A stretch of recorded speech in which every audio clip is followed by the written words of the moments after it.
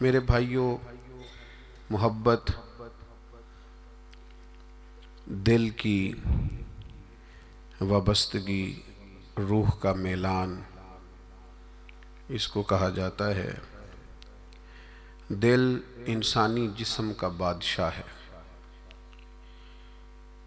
جو چیزیں دل میں پنپتی ہیں، جو خواہشات دل کے اندر قرار پکڑتی ہیں، سارا وجود وہی کرتا ہے۔ انسان کا پورا نظام اسی دل کی فرما برداری کرتا ہے، لیکن ہوتا یہ ہے کہ نہ چاہتے ہوئے بھی، سمجھ بوجھ رکھتے ہوئے بھی، چیزوں کے مضر اثرات سے آگاہی رکھتے ہوئے بھی بعض اوقات دل ایسی چیزوں کی طرف میلان کرتا ہے جو بڑی نقصان دہ ہوتی ہے۔ انسان کے وجود کا بھی، اس کی روح کا بھی، اس کے باطن کا بھی وہ چیزیں بہت زیادہ نقصان کرتی ہیں، لیکن انسان ان سے بعض اوقات نجات نہیں حاصل کر پاتا۔ مثلا سب کو پتہ ہوتا ہے کہ ہرس، لالچ، ہوس یہ کوئی اچھی چیز نہیں۔ اللہ تعالیٰ اگر ضروریات کا رزق عطا کر دے اور ضروریات پوری ہونے لگ جائیں تو بہت اچھا ہے، لیکن نہ چاہتے ہوئے بھی بعض لوگ مال کی ہرس میں، ہوس میں، لالچ میں مبتلا ہو جاتے ہیں۔ یہ محبت دن بدن بڑھتی چلی جاتی ہے۔ وہ خود اپنے آپ سے کئی دفعہ سوال کرتے ہیں کہ یا دل تو نے تو ایک دفعہ یہ کہا تھا کہ بس میری ضروریات پوری ہونے لگ جائیں، 2 وقت کی روٹی چلنے لگ جائے، بچوں کے اخراجات نکلنے لگ جائیں، سر چھپانے کو ایک مکان مل جائے تو کافی ہے، اب تو کدھر نکل گیا؟ بہت سارا اس سے بڑھ کر اللہ نے فضل کر دیا، خواہش سے بڑھ کر عطا کر دیا، لیکن کہیں ٹھہراؤ نہیں ہو پا رہا، دل روک نہیں رہا۔ روز مال کی محبت، مال کا لالچ بڑھتا چلا جاتا ہے۔ یہ اس قدر زیادہ نقصان کرتا ہے کہ نبی کریم صلی اللہ تعالیٰ علیہ وسلم نے ارشاد فرمایا کہ دنیا کی محبت ہر گناہ کی جڑ ہے۔ یعنی لوگ سمجھتے ہیں کہ معمولی بات ہے کہ میرے دل میں مال کی محبت بیٹھ گئی ہے، لیکن یہ بڑا گہرا مرض ہے۔ بعض لوگ کہتے ہیں نا کہ یہ مرض آ جائے تو اس کی وجہ سے 70 مرض اور بھی لگ جاتے ہیں۔ تو یہ دنیا کی محبت وہ مرض ہے، مال کی محبت وہ بیماری ہے کہ جس کی وجہ سے سینکڑوں امراض پیدا ہوتے ہیں، حلال حرام کی تمیز اٹھ جاتی ہے، رشتوں کا تقدس پامال ہو جاتا ہے، بہن بھائیوں کے رشتوں میں دراڑ آ جاتی ہے۔ لوگ اس مال کی محبت میں مبتلا ہو کر خونی رشتوں تک کو بھول جاتے ہیں۔ تو اگر محبت کو صحیح رستہ نہ ملا، یہ محبت الہی اور محبت رسول صلی اللہ تعالیٰ علیہ وسلم کے خوبصورت عنوانات کی عادی نہ ہوئی، تو پھر یاد رکھیے گا کہ مال کی محبت تو پورے طور پر اجاڑ دے گی، اندر کو تباہ کر دے گی۔ ایک دوسری محبت بڑا نقصان کرتی ہے، وہ ہے شہرت کی محبت۔ میں چاہا جاؤں، میری شہرت ہو جائے، لوگ مجھے جانیں، کوئی ایسا طریقہ اپناؤں جس کی وجہ سے دنیا کے اندر فیمس ہو جاؤں، لوگ میرا نام لینے لگیں۔ آپ یقین کریں، سوشل میڈیا کے اوپر بڑے بڑے وزادار، بڑے بڑے باریش لوگ، بڑے بڑے اچھے اور اچھی قد و قامت اور اچھا نام رکھنے والے لوگ فقط مشہور ہونے کے لیے وہ حرکتیں کرتے پھرتے ہیں کہ کوئی بھی سنجیدہ آدمی دیکھے تو شرم سے اس کی نظر جھک جاتی۔ یہ شہرت، اس کا لالچ، یہ شہرت کی طلب اور شہرت حاصل کرنے کے لیے ایسے خطرناک طریقوں کا حصول، شہرت حاصل کرنے کے لیے ایسے کمزور اور ایسے اخلاق سے گرے ہوئے رویے کا انداز، تباہ کر دیا اس نے دنیا کو، اجاڑ کے رکھ دیا ہے لوگوں کو۔ آپ یقین کریں، اچھے بھلے سمجھدار لوگ تھے، اچھے بھلے معاملہ فہم لوگ تھے، الجھ گئے ہیں، ذہن بن گیا ہے کہ بس جو کچھ ہے وہ یہی شہرت ہی ہے۔ او میرے بھائیو سنو، حضرت مولا علی شیر خدا فرماتے ہیں، مصنف ابن ابی شیبہ میں موجود ہے، حضرت مولا کائنات فرماتے ہیں اسے مبارک ہو جسے تھوڑے لوگ جانتے ہیں۔ وہ قابل مبارکباد ہے جس کا تعارف کم لوگوں میں، زیادہ لوگوں میں جس کی شناخت نہیں ہے۔ میرے بھائی، آپ کبھی ان لوگوں سے پوچھ کر تو دیکھو، ان سے کبھی ملاقات تو کرو جو بڑے مشہور ہو گئے، کبھی ان کی تنہائی میں ان کے پاس تو بیٹھو، ان سے پوچھو تو صحیح، اس شہرت کے سبب سے انہیں کچھ ایسے کام بھی کرنا پڑتے ہیں جو وہ کرنا نہیں چاہتے، انہیں کچھ ایسے رستوں سے بھی گزرنا پڑتا ہے جہاں سے گزرنے کا کبھی انہوں نے سوچا بھی نہ تھا۔ وہ تو چاہتے تھے کہ کوئی تنہائی ہوتی، قرآن مجید کا نسخہ ہوتا، 500 دانے والی تسبیح ہوتی، کہیں مصلے کا نور ہوتا، دل میں ہو یاد تیری گوشہ تنہائی ہو، پھر تو خلوت میں عجب انجمن آرائی ہو۔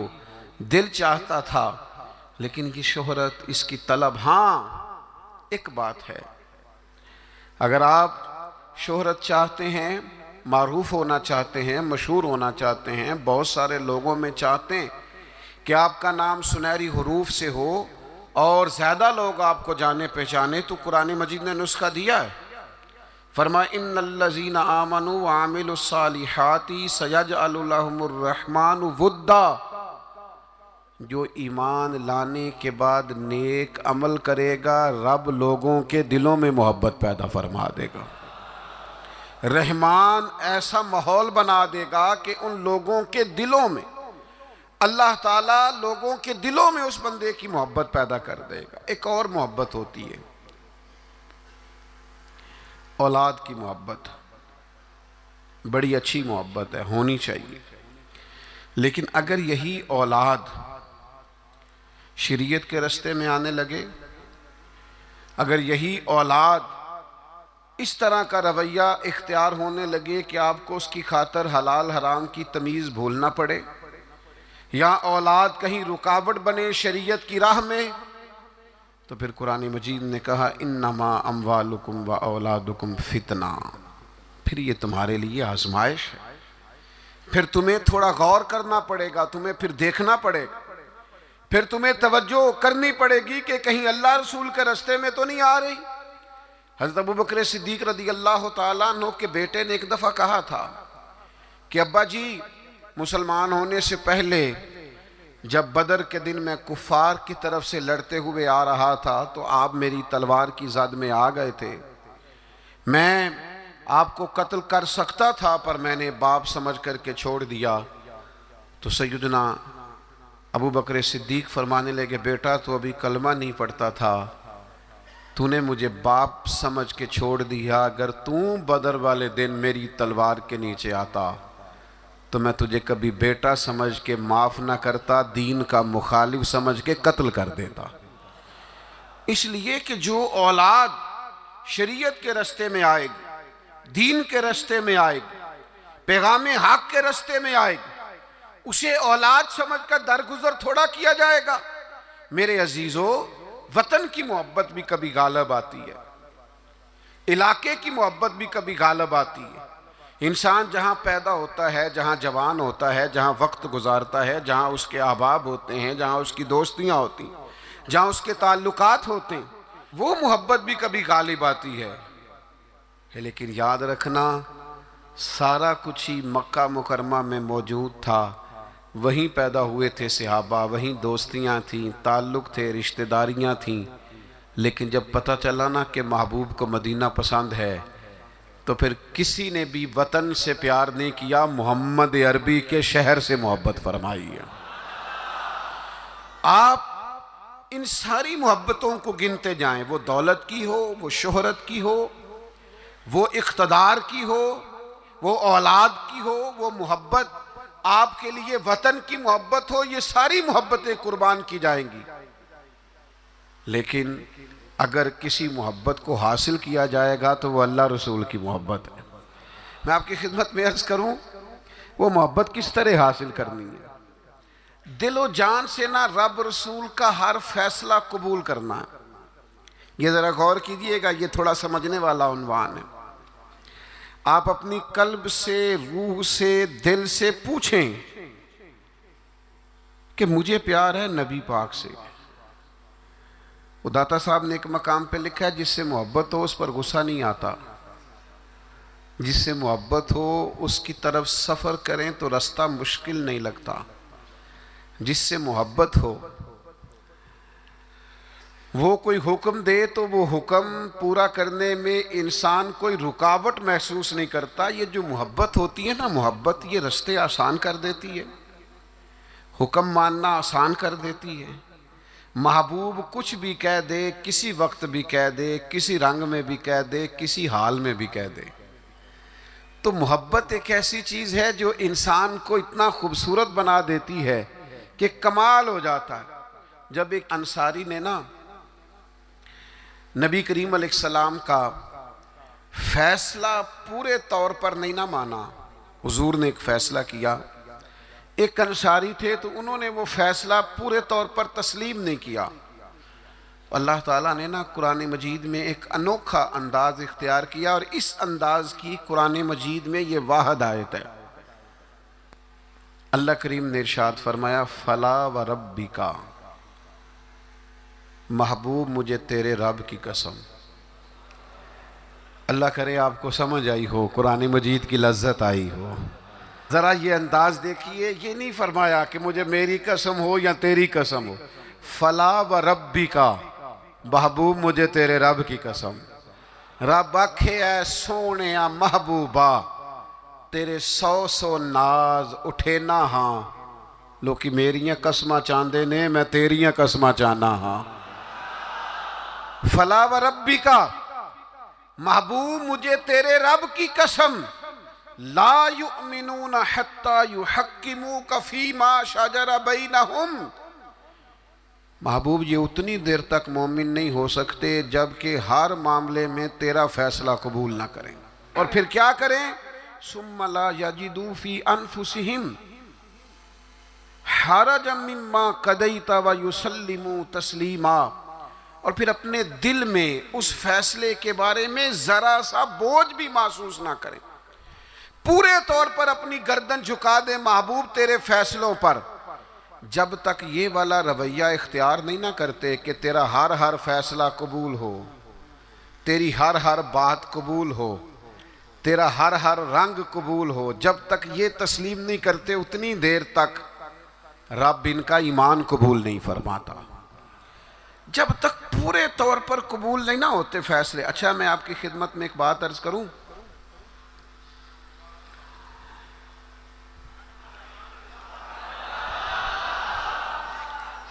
مسلمان دل و جان سے چاہتے ہیں کہ ہم نبی پاک کی غلامی کریں،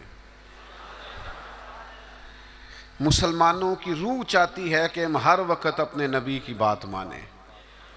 میں نے ایسے لوگوں کو دیکھا ہے جو بظاہر دین سے بڑے دور نظر آتے، جن کے بارے میں لوگوں کا خیال ہے کہ شاید بڑے گناہگار ہیں، نوجوان ہیں، دنیا دار ہیں، کچھ ایسے محکموں سے وابستہ ہیں جن کے بارے میں بعض اوقات بعض لوگ خیال کرتے ہیں کہ شاید یہ بالکل دین سے دور ہے۔ لیکن میں نے ہر قسم کے لوگوں میں وقت گزارا ہے، نوجوانوں کے ساتھ سفر کیے ہیں، ان کے بیچ بیٹھ کر ٹائم گزارا ہے۔ میں آپ کو سچ کہتا ہوں، تجربے کے بعد کہتا ہوں، سمجھ بوجھ کے کہتا ہوں، کلین شیو والے نوجوانوں کی آنکھوں میں حضور کی محبت کے لیے آئے ہوئے آنسو دیکھ کے کہتا ہوں، چڑھتی جوانیاں جو مدینے کے لیے تڑپتی ہیں، ان جوانیوں کے دامن سے پھوٹنے والی ضیائیں دیکھ کر کہتا ہوں، چاہتے ہیں مسلمان حضور کی غلامی کریں۔ صرف مسئلہ پتہ کتنا ہے؟ بارش کا پہلا قطرہ نہیں بنتے، قدم نہیں اٹھاتے، فیصلہ نہیں کرتے، اپنے اندر وہ جو ولولہ ہے، وہ جو شوق ہے، اس کو نہ عملی جامہ نہیں پہناتے. آپ کے اندر تڑپ ہے، بس آپ شروع کریں. چھوڑیں آپ کسی سے پوچھنا کیوں ہے، بس شروع کر دیں درود و سلام پڑھنا. چھوڑیں ماحول کو کیا دیکھنا ہے. اگر آپ کو پتہ چل گیا ہے کہ محبوب کو داڑھی والا چہرہ پسند ہے تو پھر کسی کو پسند ہو نہ ہو، رنگے چمن پسند نہ پھولوں کی بو پسند، ہم کو ہے وہ پسند جسے آئے تو پسند. پھر فیصلہ کریں، پھر توجہ کریں. نبی پاک علیہ السلام کبھی اشارتاً بھی کوئی بات کرتے نا. اچھا، میں بہت سارے صوفیاء کو جب پڑھتا ہوں نا، اور بالخصوص عاشقوں کی داستانیں پڑھتا ہوں، تو جو رنگ عاشقوں نے پیش کیا ہے نا، وہ کسی اور کے بس کی بات ہی نہیں. کہ جو عشاق ہوتے ہیں نا، عشاق، ان کے نا ذرا انداز ہی تھوڑے نرالے ہوتے ہیں. الٹی ہی چال چلتے ہیں دیوان گانے عشق، یہ آنکھوں کو بند کرتے ہیں پر دیدار کے لیے. الٹی ہی چال چلتے ہیں دیوان گانے عشق، آنکھوں کو بند کرتے ہیں پر کس کے لیے؟ دیدار کے لیے. باقی ایک پنجابی شاعر نے بھی کہا ہے، میرا کوئی ضروری نہیں آپ سارے شعراء سے اتفاق ہی کریں، لیکن اس نے کہا ہے عقل اتنی بری چیز نہیں، پر اس نے کہا ہے عشق دے چلے ہی نمبر لے گئے. میں نے نہیں کہا، کسی کی بات سنا رہا ہوں. وہ کہتا ہے عشق دے چلے ہی نمبر لے گئے، عقل منداں تے ایویں، عقل منداں تے ایویں عمراں گالیاں. عشق دے چلے ہی وہ نمبر لے گئے. اور اقبال بھی کہتے ہیں بے خطر کود پڑا آتش نمرود میں عشق.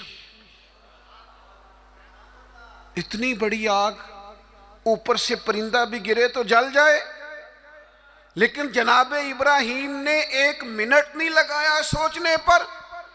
بے خطر کود پڑا آتش نمرود میں عشق، عقل تھی محو تماشائے لبے بام ابھی، اور پختہ ہوتی ہے اگر مصلحت اندیش و عقل، عشق ہو مصلحت اندیش تو ہے خام ابھی. سوچ سمجھ کے چلے نا، عقل تو پختہ ہوتی ہے، پکی ہوتی ہے، تو عشق سوچ سمجھ کے چلے تو ابھی کچا ہے. عشق سوچ سمجھ کے فیصلہ کرے تو ابھی پلپلا ہے، ابھی رستے میں ہے. عقل آخدی چگے نو سام کے رکھ، اپنا آپ سمیٹنا چاہیے. تے عشق آخدہ چگے دا کی کرنا ہے، چگا بال کے سیکنا چاہیے. یہ جو لوگ ہوتے ہیں نا محبت والے، ان کے نرالے انداز ہوتے ہیں. حضرت جناب سیدنا عبداللہ ابن رواحہ رضی اللہ تعالیٰ عنہ جمعہ پڑھنے آئے مسجد نبوی میں. حضور نے کسی صحابی سے فرمایا بیٹھ جاؤ. یہ دوران گفتگو کبھی کبھی نظم و ضبط ٹھیک کرنے کے لیے کسی کو متوجہ کرنا پڑتا ہے. کبھی کبھی میں بھی پیار سے کہہ دیتا ہوں موبائل والے بھائی، یہ کہنا پڑ جاتا ہے. پھر کسی دفعہ اثر بھی ہوتا ہے کہ یار کوئی مطلب ناراض ہی نہ ہو جائے، یہ کہنا پڑ جاتا ہے. تو اب میں تو اس لیے کہتا ہوں کہ موبائل والے بھائی کہوں گا تو کوئی ناراض نہیں ہوگا، اس لیے کہ سارے موبائل والے بھائی کے اس میں ناراضگی والی یہ کسے باشد ہے، سارے موبائل والے بھائی ہیں، کوئی انشاءاللہ بگڑے گا. بہرحال آپ توجہ کریں میری بات پر. تو کبھی کبھی نظم و ضبط ٹھیک کرنے کے لیے کہنا پڑتا ہے. تو حضور نے فرمایا بیٹھ جاؤ. کہہ دیا کسی کو. حضرت عبداللہ بن رواحہ رضی اللہ تعالیٰ عنہ مسجد نبوی شریف کے دروازے پہ تھے، ان کے کانوں میں آواز گئی، وہیں بیٹھ گئے. نبی پاک صلی اللہ تعالیٰ علیہ وآلہ وسلم نے نماز کے بعد فرمایا عبداللہ وہیں بیٹھ گئے، حضور آپ نے کہا نہیں تھا. تو جو نبی پاک علیہ السلام نے اس پر تبصرہ کیا ہے نا، اسے ابن حجر اسقلانی نے لکھا ہے. حضور نے کسی سے کہا بیٹھ جاؤ، حضور نے کسی سے کہا بیٹھ جاؤ، پر محبت رسول کا عالم دیکھو. حضرت عبداللہ ابن رواحہ دروازے پر بیٹھ گئے، چونکہ حضور نے نام نہیں نہ لیا، وہ وہیں بیٹھ گئے. تو حضور علیہ السلام نے کیا تبصرہ کیا؟ اللہ کے محبوب فرمانے لگے اللہ تعالیٰ تمہاری اللہ رسول کی فرما برداری کی ہرس میں اللہ اور اضافہ کر دے۔ یہ جو تمہارے اندر ہرس ہے نا کہ میں نے رب رسول کی فرما برداری کرنی ہے، عبداللہ میری دعا ہے اللہ اس ہرس میں اضافہ کر دے۔ ہرس بڑے ہیں، انسان بڑی چیزوں کا حریص ہے، پر حضور فرما رہے ہیں میرے صحابہ رب رسول کی فرما برداری کے حریص ہیں۔ یہ ہرس کرتے ہیں کہ زیادہ سے زیادہ غلامی ہو، زیادہ سے زیادہ فرما برداری کریں، زیادہ سے زیادہ محبوب کے نقش قدم چلیں۔ میرے دوستو، اسی طرح ایک صحابی اور تھے، حضور نے فرمایا بیٹھ جا، تو مسجد کے باہر ہی بیٹھ گئے۔ ان کا نام تھا آس۔ تو حضور نے فرمایا کہاں تھے بھائی، نماز میں نظر نہیں آئے۔ یا رسول اللہ وہ آپ نے فرمایا نہیں تھا بیٹھ جاؤ۔ اچھا حضور نے کسی اور سے کہا، پر سانو قید سجن دا گہنا ہے۔ حضور نے کسی اور سے کہا، وہ دروازے کے باہر بیٹھ گئے۔ تو نبی کریم صلی اللہ تعالیٰ علیہ وسلم نے فرمایا آس کہاں تھے؟ حضور میں دروازے کے باہر بیٹھ گیا۔ تو حضور مسکرائے، فرمایا تم آس نہیں ہو، تم تو مطیع ہو، تم تو فرما بردار ہو۔ آج سے تمہارا نام مطیع ہے، فرما برداری کرنے والا ہے۔ تم ایسے فرما بردار ہو کہ میں کسی اور کو اشارہ کروں۔ تم اتنے محبت کرنے والے ہو، تم سمجھتے ہو میرے محبوب کی بات ہے نا، تو مجھے بھی آگے بڑھ کے قبول کرنی چاہیے۔ میرے عزیزو، میں نے کہا ہم چاہتے ہیں حضور کی محبت کے مطابق عمل کریں، لوٹ آئیں، لیکن ہم نا بارش کا پہلا قطرہ نہیں بنتے، فیصلہ نہیں کرتے۔ آگے بڑھوں؟ ہمارے ضمیر جاگ گئے ہیں، پتہ ہمیں چل گیا ہے کہ حال نہ جمہوریت، نہ ڈکٹیٹرشپ، نہ صدارتی نظام، نہ فلانا نظام۔ پتہ ہمیں چل گیا ہے کہ جینے کی طرف دیکھ، نہ مرنے کی طرف دیکھ، جب چوٹ لگے دل پر تو مدینے کی طرف دیکھ۔ پتہ ہمیں چل گیا ہے کہ نجات حضور کے قدموں میں ہے۔ سمجھ ہمیں آ گئی ہے کہ نجات نبی پاک کے قدموں میں ہے، لیکن ہم پتہ کیا کرتے ہیں، ہم نہ وہیں الجھے رہتے ہیں، بات کو سمجھتے نہیں، آگے بڑھتے نہیں۔ ضمیر جاگ گیا ہے، فیصلہ نہیں کرتے، چلو پورے ملک میں تو دین نافذ ہوگا، انشاءاللہ ہوگا۔ اپنے 6 فٹ کے قد پہ نہ نافذ کریں، اپنے گھر پہ نہ نافذ کریں، اپنے دفتر پہ نہ نافذ کریں، اپنے ادارے میں نہ نافذ کریں، اپنے یاروں میں نہ نافذ کریں۔ یہاں سے تو شروع کریں نا، یہاں سے تو آغاز کریں۔ آپ یقین کریں، 5 دوست اگر آپ کہیں اکٹھے ہیں نا، 5 دوست، تو ایک دوست شروع کر دے جب بھی ملاقات ہو نبی کریم کی کوئی حدیث بیان کرے۔ ایک دوست کہنا شروع کر دے یار آؤ نا نماز پڑھنے چلیں۔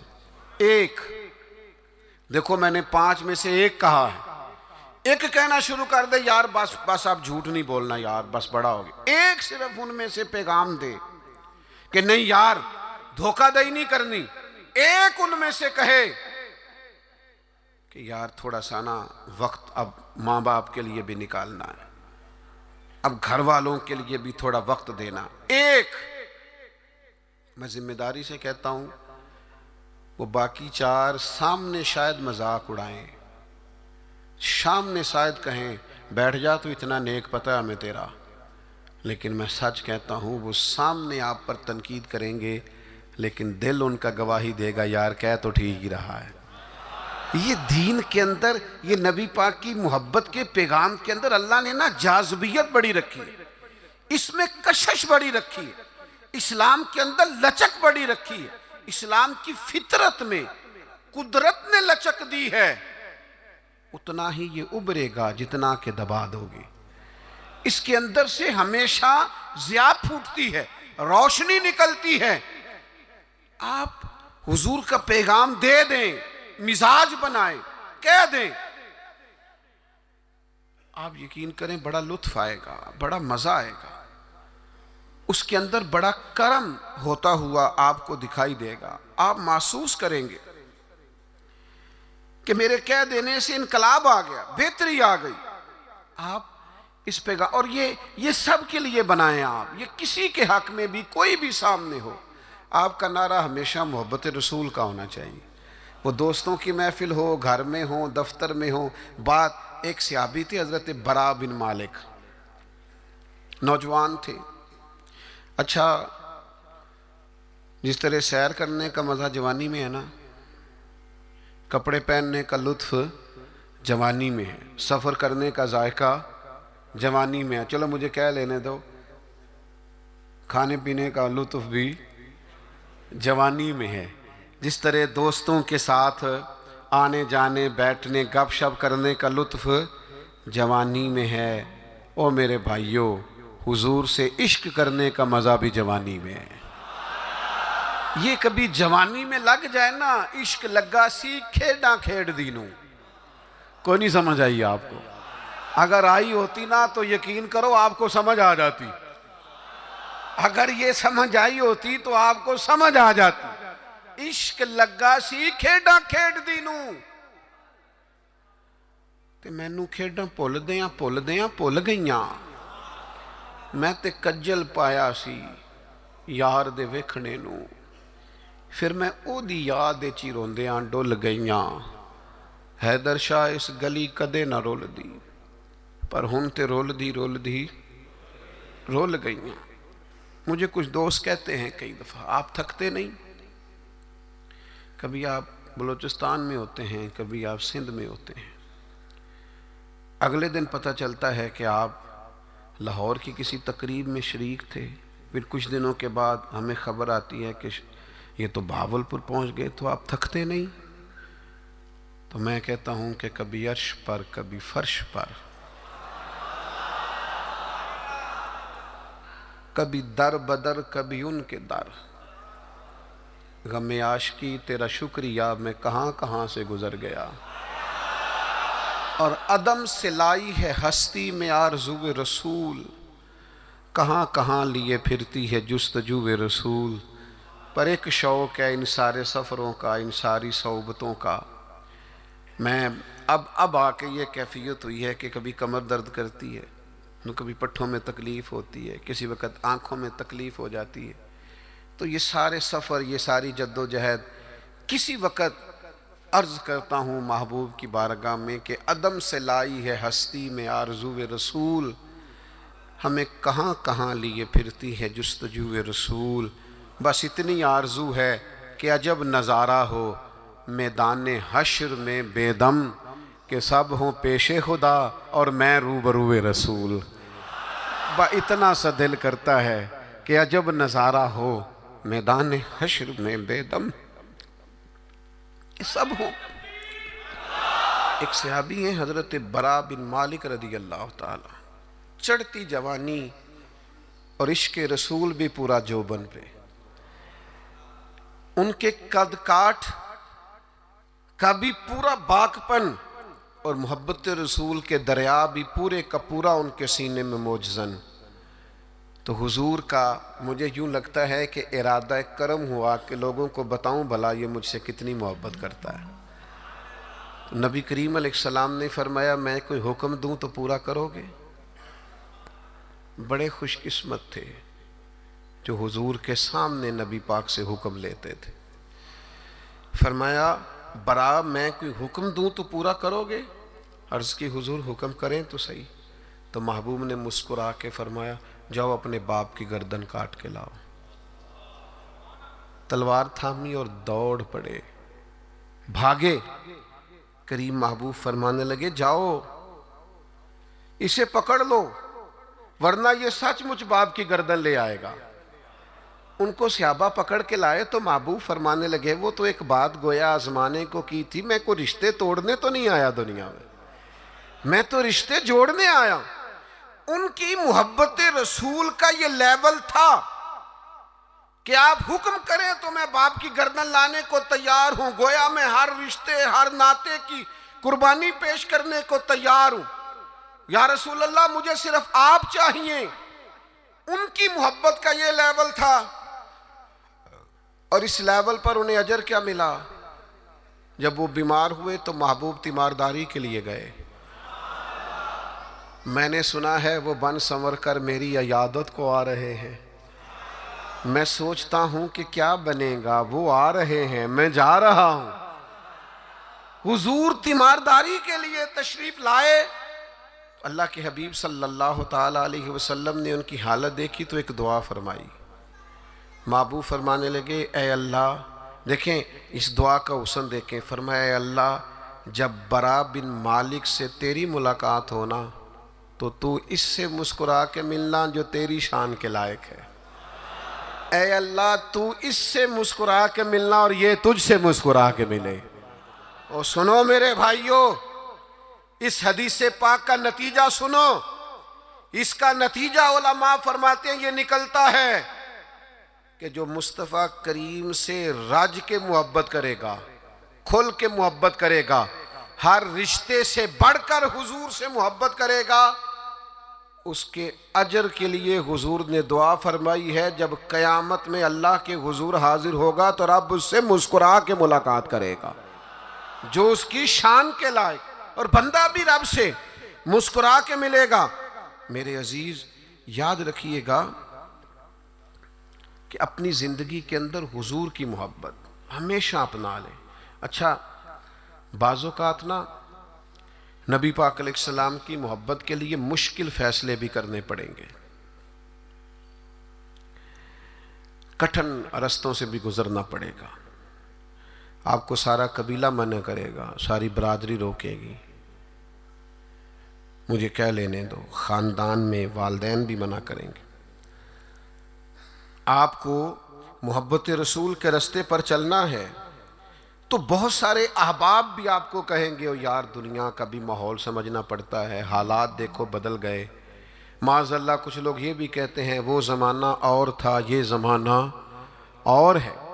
لوگ آپ کو بڑی آراء پیش کریں گے، بڑا بڑا رنگ پیش کریں گے، لیکن اگر آپ اس کو سمجھ جائیں، اس پر غور کر جائیں کہ ہمیشہ برکت رسول اللہ کی بات ماننے میں صلی اللہ تعالی علیہ وسلم، اور میرے نبی پاک صلی اللہ تعالی علیہ وسلم کی غلامی اور محبت میں کبھی نقصان نہیں ہوتا۔ ایک حضور کے صحابی تھے حضرت جلابیب رضی اللہ تعالیٰ عنہ، صحیح مسلم شریف میں ان کا تذکرہ موجود ہے۔ حضرت جلابیب رضی اللہ تعالیٰ عنہ کا رنگ زیادہ گورا نہیں تھا، خوبصورت آدمی نہیں تھے، قد بھی بہت اونچا نہیں تھا، یعنی یوں سمجھ لیے کہ قد بھی تھوڑا سا اس طرح کا تھا، رنگ و روپ بھی اس طرح کا تھا، حالات کچھ اور ہی تھے۔ ان کی شادی نہیں ہوتی تھی۔ اللہ کے رسول صلی اللہ تعالیٰ علیہ وسلم نے فرمایا جاؤ فلاں قبیلے میں جا کے ان لوگوں سے کہو اپنی بیٹی کا نکاح تیرے ساتھ کر دیں۔ وہ چلے گئے، ان لوگوں سے جا کے کہا، لیکن ان لوگوں نے جب حضرت جلابیب رضی اللہ تعالیٰ عنہ کا نام سنا نا، یہ وہی جلابیب ہیں جن کے بارے میں نبی پاک نے فرمایا یہ مجھ سے ہے اور میں اس سے ہوں۔ لوگوں نے جب آپ کا نام سنا تو ظاہر ہے بیٹی والے بڑا سوچا کرتے ہیں، ان کو غور کرنے کا پورا حق حاصل ہوتا ہے۔ انہوں نے کہا حضرت جلابیب نہ تو قد کاٹ ہے، نہ رنگ روپ ہے، نہ پاس کوئی پیسہ ہے، تو یہ کس طرح بات آگے چلے گی، کس طرح معاملہ بہتر ہوگا؟ انہوں نے تھوڑی لیت و لالا کی بات کرنے میں، سمجھنے میں تھوڑا وقت لیا۔ وہ جس بیٹی کے لیے پیغام نکاح لے کے گئے تھے وہ پردے کے پیچھے سے بولی، کہنے لگی آپ مجھے حضور کے حوالے کریں۔ فیصلہ اگرچہ مشکل ہے، رستہ اگرچہ کٹھن ہے، پر چونکہ نبی کریم نے فرمایا ہے لہٰذا آپ مجھے حضور کے حوالے کریں۔ اس خاتون کا نکاح اللہ کے محبوب کے حکم پر حضرت جلابیب سے ہو گیا۔ 2 دعائیں میرے نبی پاک نے دی۔ جب شادی ہو رہی ہے تو خاوند نہ زیادہ خوبصورت ہے، نہ مالدار ہے، نہ خوبصورت قد کاٹ ہے، 2 دعائیں اللہ کے محبوب صلی اللہ تعالیٰ علیہ وسلم نے دی۔ کہا اے اللہ اس کے لیے ہر قسم کی خیر مقدر فرما اور اسے زندگی کی ہر تکلیف سے محفوظ فرما۔ کل تک وہ غریب تھی، فیصلہ کیا محبت رسول میں۔ فیصلہ مشکل ہوتا ہے لیکن کرنے کے بعد پتہ چلتا ہے جب تک بکے نہ تھے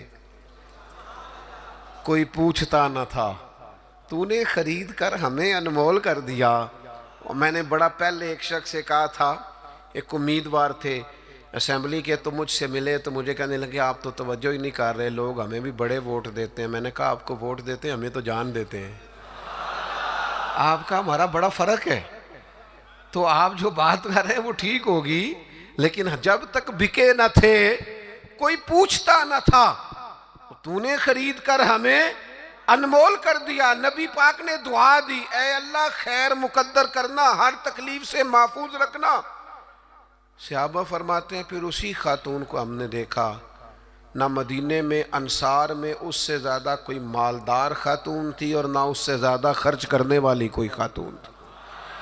آپ کو محبت رسول میں وقتی فیصلہ کرنا مشکل لگے گا، لیکن یاد رکھنا میرے بھائی، پھر محبت رسول بعد میں جو انسان کے لیے وسعتیں پیدا کرتی ہے نا، اپنے لب و لہجے میں کہوں، پھر حضور سے پیار کرنے والوں کی جو موجیں لگتی ہیں نا، پھر جو کرم ہوتا ہے نا، خدا جانے بلندی ہے کہ پستی پر جہاں میں ہوں وہاں کوئی نہیں ہے، پھر وہ جو نتیجہ نکلتا ہے وہ بڑا شاندار ہے۔ اگرچہ وقتی طور پر کچھ چیزیں مشکل محسوس ہوتی ہیں، لیکن پھر کرم ہو جاتا ہے۔ ایک صحابیہ تھی حضرت فاطمہ بنت قیس، ان کے لیے بھی مشکل تھا نکاح کا فیصلہ کرنا، لیکن ان کو پتہ چلا نا کہ نبی پاک کی خواہش ہے کہ میں اسامہ بن زید سے نکاح کر لوں، تو انہوں نے فوراً جناب اسامہ بن زید سے نکاح کر لیا۔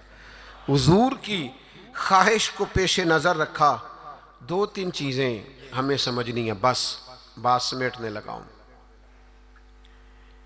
ایک تو جہاں جہاں نبی پاک نے حد بندی کی ہے نا، اس حد بندی کو کبھی نہیں توڑنا۔ جو حدود، جو دائرے، جو قوانین نبی کریم نے بیان فرما دیے ہیں، ان سے کبھی تجاوز نہیں کرنا۔ دیکھو سونے کی انگوٹھی حضور نے مرد کو حرام قرار دی، سارا زمانہ بھی کہے تو یہ ہاتھ پر پہننی نہیں چاہیے۔ کچھ چیزیں ہیں جن میں حضور نے نا حد بندی کر دی۔ پیتل تانبا مرد کے لیے نہیں جائز، نہ پہنے آپ، ریشم کا لباس نہ پہنے۔ جہاں حضور نے تعین کر دیا حدود کا، آپ کوئی اتنا مشکل مسئلہ نہیں ہے۔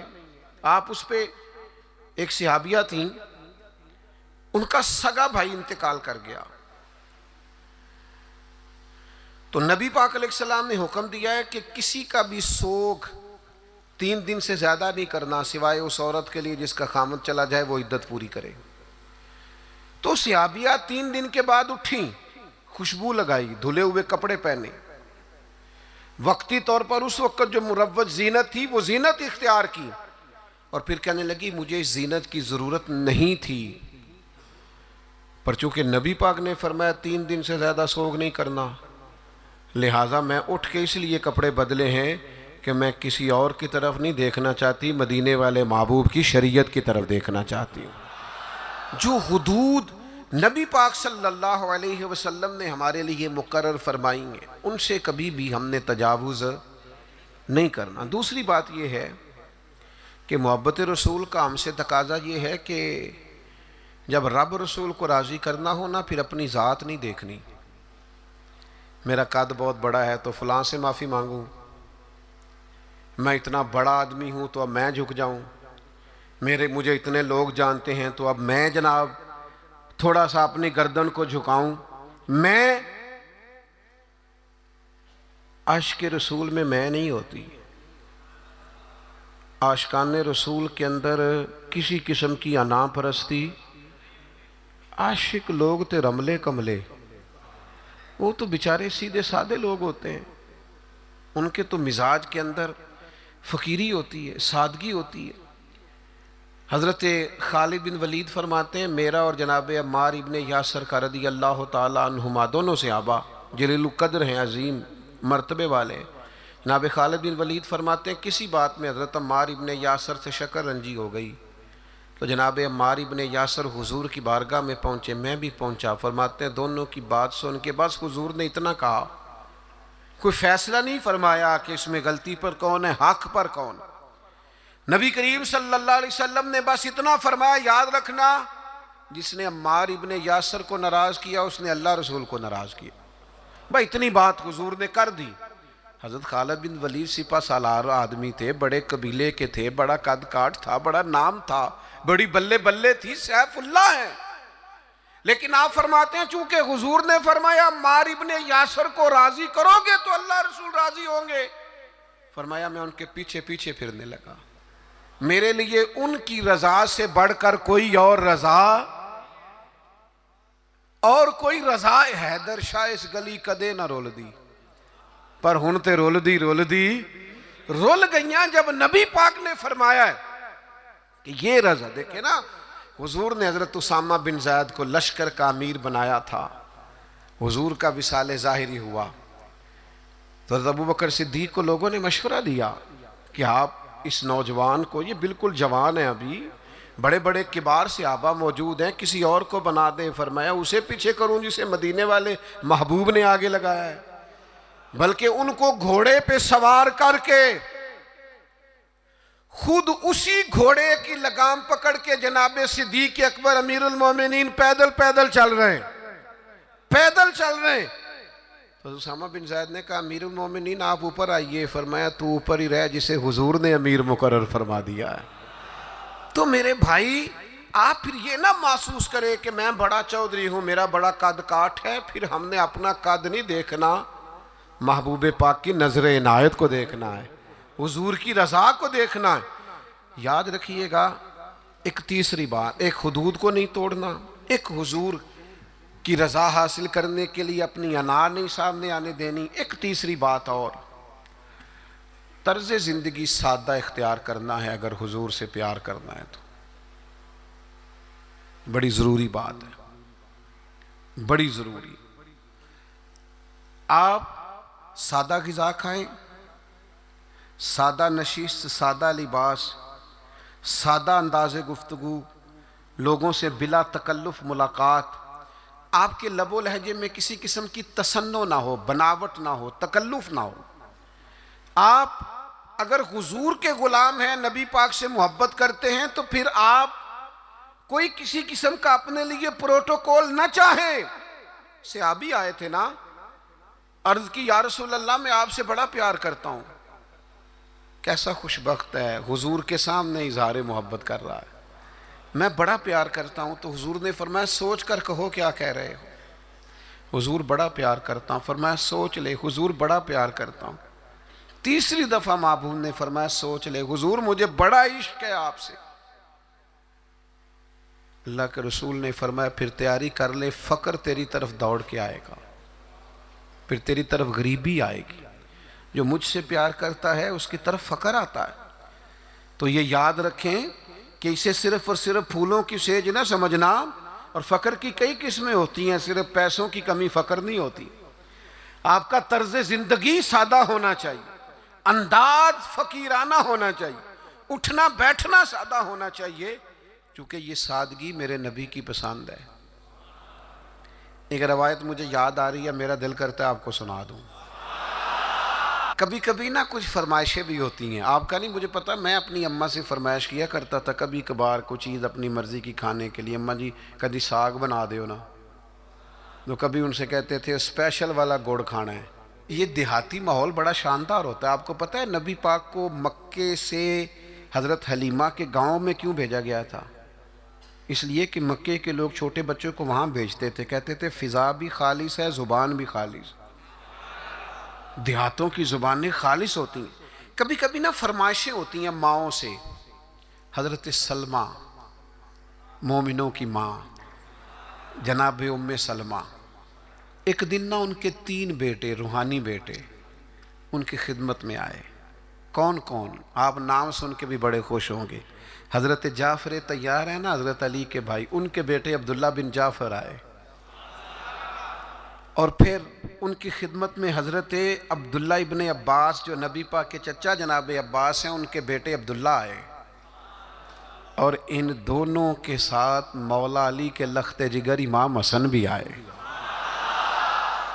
یہ 3 شہزادے عبداللہ بن جعفر، عبداللہ ابن عباس اور امام حسن بن علی، یہ تینوں آئے اور آ کے حضرت ام سلمہ سے کہنے لگے ہمارا آج وہ کھانا کھانے کو دل کرتا ہے جو نبی پاک کو بڑا پسند ہے.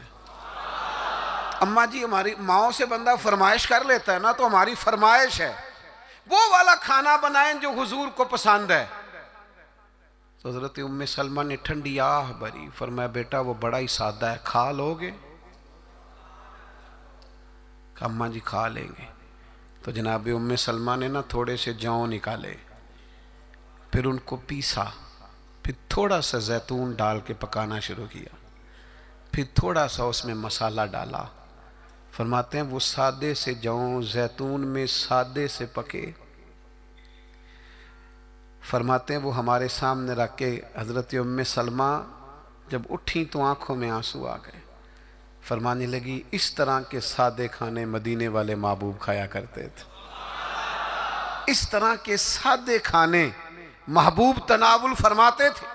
یہ سادگی، یہ شائستگی، اس سادگی میں جو حسن، معرفت، کمال، یعنی اس طرح کی سادگی حضور اپناتے تھے کہ جب اس سادہ چہرہ نور کو حضرت جابر بن سمرہ جیسے لوگ دیکھتے تھے تو دیکھ کے کہتے تھے آج میں نے تجزیہ کرنا ہے کہ چاند زیادہ سونا ہے کہ آمنہ کا چاند زیادہ سونا ہے۔ لیکن فرماتے ہیں پھر میں اس نتیجے پہ پہنچا کہ چاند سے تشبیہ دینا یہ بھی کوئی انصاف ہے؟ چاند تو ہے داغ دار اور مدنی کا چہرہ صاف ہے۔ آپ کی خدمت میں یہ عرض کرنا چاہتا ہوں کہ سادہ طرز زندگی اپنائیں۔ ہم سادے رہیں گے نا تو بہت سارے چولہے زیادہ جل جائیں گے، ہم سادے رہیں گے تو بہت سارے دوست کترائیں گے نہیں، ہمارے مہنگے کپڑے دیکھ کے کوئی پوچھے گا نہیں کنے دا لے آجے۔ تو تھوڑا سادہ زندگی اپنائیں، اور ایک جو حضور نے حدود قائم کر دی ہیں ان حدود کا ضرور خیال کریں۔ ایک فیصلہ کریں حضور کی محبت میں، آپ فیصلہ کریں گے تو رستے آسان ہو جائیں گے۔ ایک ضروری بات، نبی پاک علیہ السلام نا بہن بھائیوں کے مابین محبت کے بڑے قائل ہیں، یعنی جو مومنوں کا رشتہ ہے نا آپس میں، اسے بھی حضور نے فرمایا مومن بھائی بھائی ہے۔ حضور قائل ہیں بہن بھائیوں کے ساتھ جو تعلق ہے آپ بڑا زبردست کر کے اور ذمہ داری سے میاں بیوی کے رشتے کو نبھائیں۔ ماں باپ کا رشتہ بہت نازک ہے، اسے نبھائیں، لیکن بہن بھائیوں کو بھی اللہ نے ایک لڑی میں پرویا ہوتا ہے۔ ایک بھائی بیٹھا رہتا تھا حضور کی خدمت میں، دوسرے بھائیوں نے آ کے شکایت کی یا رسول اللہ ہمیں ساری محنت کرنی پڑتی ہے۔